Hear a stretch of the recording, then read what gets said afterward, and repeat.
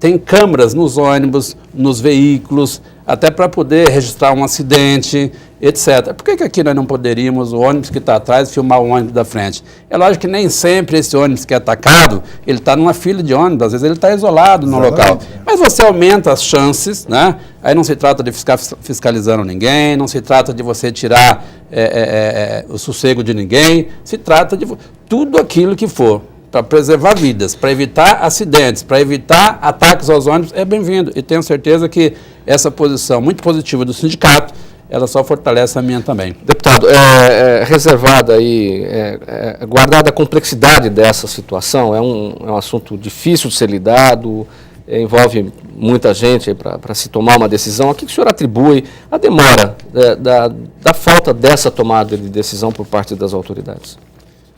Olha, para que não sejam tomadas medidas inócuas, como o senhor destacou essa questão de não se vender gasolina numa garrafa PET. Eu acho que às vezes a demora ela é em função até de escolher a melhor decisão, né?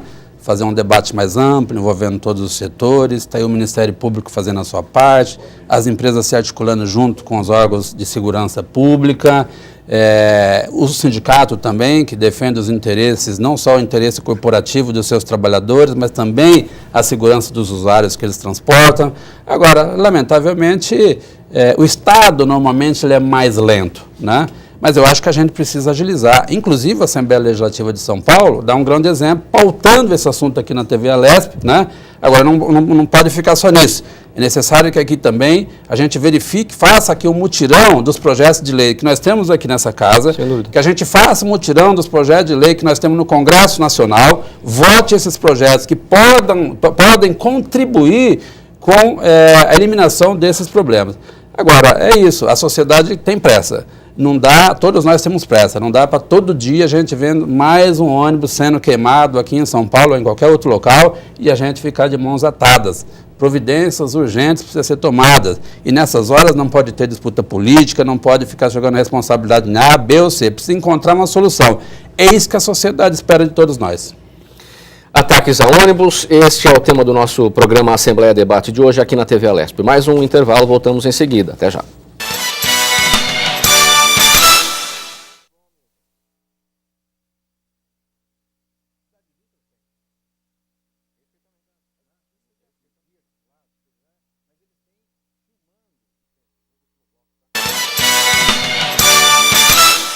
De volta aqui na TV Alesp com o programa Assembleia Debate. Hoje o nosso tema, os ataques a ônibus na cidade de São Paulo. Marcos Vinícius, antigamente organizar um movimento era uma coisa bastante difícil, um movimento que tivesse propostas e que tivesse reivindicações justas, enfim. Hoje em dia você usa a rede social, especialmente o Facebook, o Twitter, enfim, tanto para o bem quanto para o mal. Que força é essa que essas redes sociais têm, a ponto também de serem usadas nesses casos dos ataques, né? Sim, exatamente. Isso é uma questão interessante que cabe não só à academia pesquisar mais o impacto e a relação dessas redes, dessas mídias sociais, dos movimentos sociais, né? Mas como também o próprio poder público e a sociedade como um todo, né? Acho que, como o deputado bem disse, a gente não pode criminalizar os movimentos sociais, isso é um erro muito grande. A gente também não pode criminalizar as redes, as mídias sociais, né? Elas existem, a gente não pode controlá-las, senão a gente vai virar uma ditadura, né? As pessoas não podem mais se manifestar, tentar marcar encontros, qualquer que seja, num espaço virtual, né? Agora, o que a gente tem que pensar é que, e eu repito isso, eu acho que esse é um ponto importantíssimo, que as nossas instituições públicas, a nossa sociedade não está conseguindo captar nessas manifestações, é a relação da sociedade com seus representantes e instituições que a representam. E aqui eu falo PMs, Assembleia, governos, todo o Estado brasileiro como um todo, né? Isso não é o Estado pensando no governo, mas no Estado, na burocracia do Estado, né? Acho que essa é uma questão que a gente tem que olhar com mais cuidado, né? Acho que esses movimentos sociais estão colocando uma questão para a gente, além das próprias demandas que eles colocam, eles estão trazendo para a gente uma outra questão, que é, olha, eu, cidadão, não estou me sentindo representado por essas pessoas, por essas instituições, e não quero procurar os partidos nem os sindicatos para me fazer representar, né? E acho que a gente precisa refletir sobre isso. Isso é uma questão muito importante que está passando ao largo de toda essa questão. E acho que a outra questão que está importante por trás, que vai um pouco além do fato do incêndio em si, mas acho que também é um tema interessante para a gente repensar, é que uma cidade como São Paulo, não é só a cidade, é uma região metropolitana, estão 39 municípios aqui. E como é que a gente pensa a política pública para esses 39 municípios? A gente precisa pensar em uma instituição que pense as políticas públicas de transporte, de enchente, né, de contenção à enchente, mobilidade urbana e outras, saúde, que englobe toda essa área, né? A gente tem uma secretaria que está em discussão ainda de possível extinção dessa secretaria. E como é que vai ficar esse vácuo institucional? Né? As pessoas andam por esses municípios. Você refere à Secretaria de Desenvolvimento Metropolitano. Exatamente. Dentro dessa secretaria estão as regiões metropolitanas de São Paulo, ou as regiões metropolitanas do estado de São Paulo. Uma delas é da região metropolitana de São Paulo, né? Que são os 39 municípios. Temos a de Campinas, a de Santos e a do Litoral Norte, se eu não me engano. Talvez esteja esquecendo mais alguma. Mas a gente precisa pensar o que é região metropolitana e como a gente constrói políticas públicas para essa região. Cristóvão, você destacou a questão da reserva técnica, esses ônibus que são colocados para tentar garantir a circulação dos coletivos para não prejudicar ou minimizar esse prejuízo para a população. Para entender melhor isso, e não são todas as empresas, e ainda bem, né, que estão sofrendo esse tipo de situação, essas outras empresas que não atuam nessas regiões onde os ataques acontecem, elas também podem ajudar com seus veículos, enfim. Chegou-se a trabalhar dessa maneira para poder garantir a circulação da frota?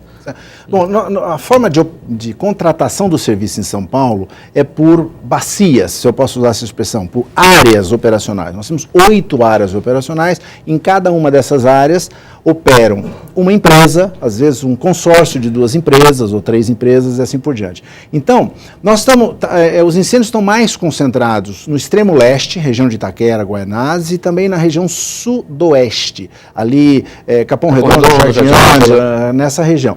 Então, as empresas que têm sido mais afetadas são as empresas que operam nessas regiões. E elas têm, coincidentemente, são 2 das maiores empresas que nós temos na cidade de São Paulo. Elas têm conseguido suprir, né, a necessidade de ônibus, mas da forma como foi colocado aqui, tira-se ônibus daquelas linhas que tem mais para colocar naquelas linhas que tiveram os seus ônibus incendiados. Ou seja, é meio que a socialização, né, do prejuízo. Ou seja, toda a população daquela região acaba sofrendo. Não é especificamente os usuários daquela linha onde o veículo foi incendiado. Então, isso espalha-se, né, esse prejuízo, certo, por toda a região.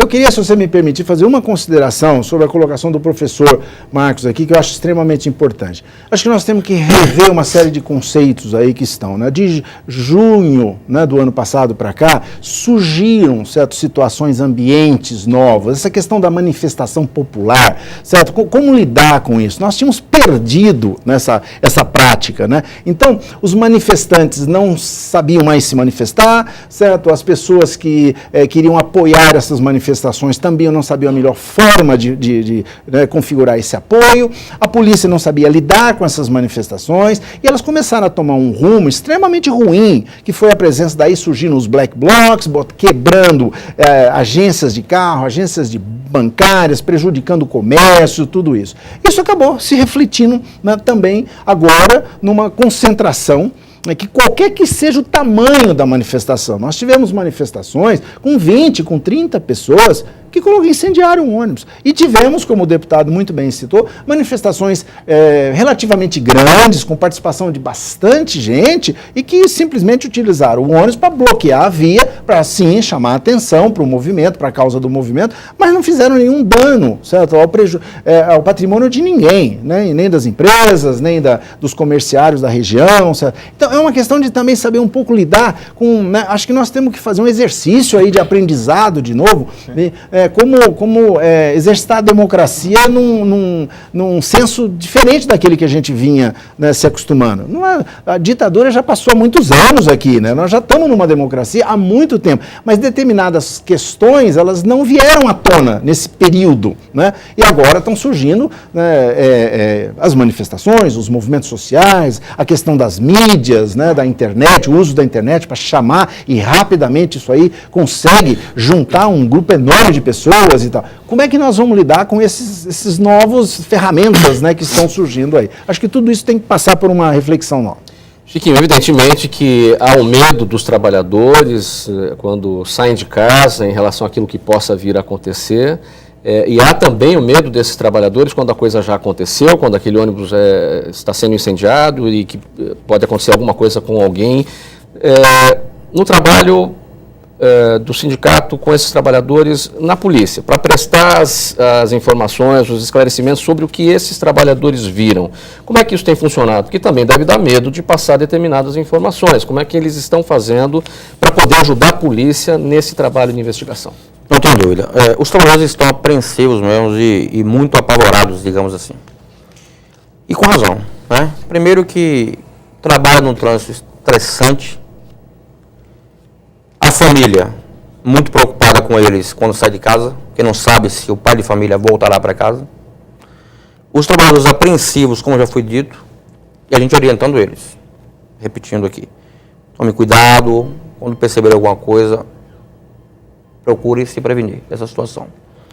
É lógico que depois do carro queimado, vem a investigação.